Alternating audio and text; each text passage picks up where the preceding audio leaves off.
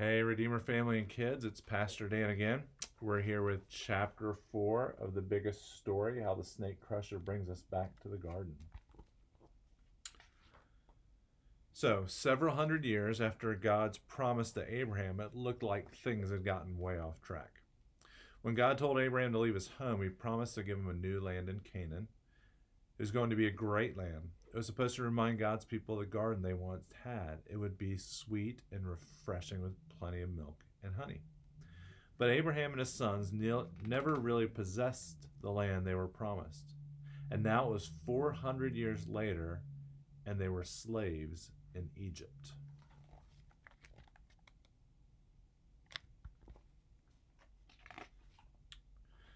So, how did Abraham's family go to Egypt? That's a long story, but here's a short version.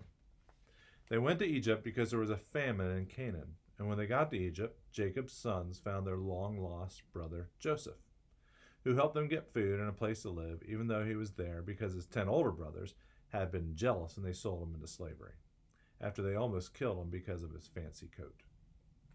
Told you it's a long story. You may want to go back and read the story of Joseph in the end of Genesis.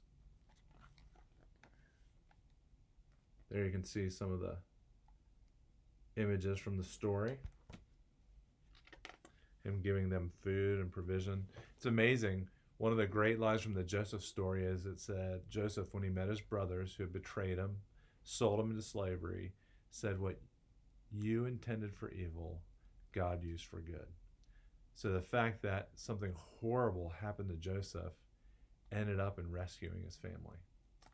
And we see in many ways a picture of Joseph being a type of who Jesus was, how horrible things happened to him on the cross, and he ended up rescuing us as people. Well, delivering them from famine was one thing. That's when Israel's family was still pretty small. Israel, by the way, was Jacob's new name. I guess everyone needed two names back then. But hundreds of years later, Israel was huge. How would God save a couple million people from slavery?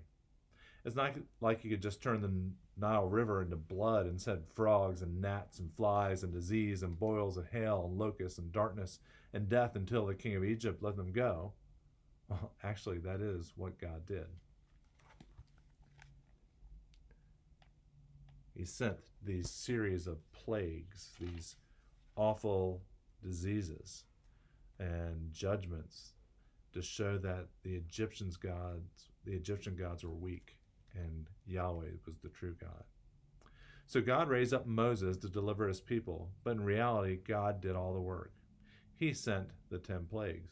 He led the people with a fire and cloud, and he made the sea turn to dry land so the Israelites could walk through, and he turned the dry land back to sea when the Egyptians tried to cross over.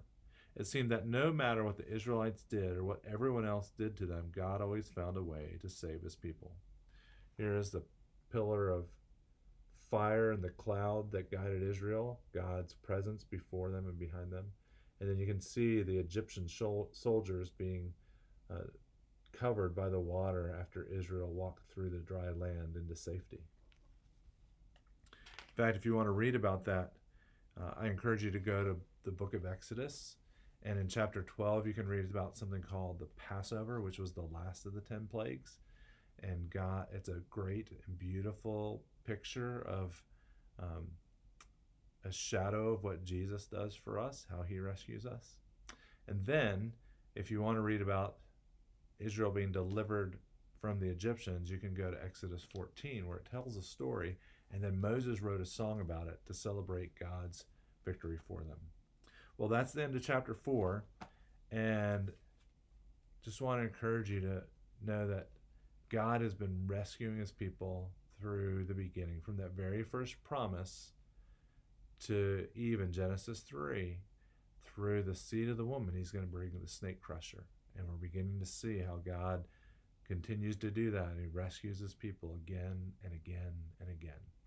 That is the faithful God who keeps his promises that we can always trust in. We'll see you soon for chapter 5.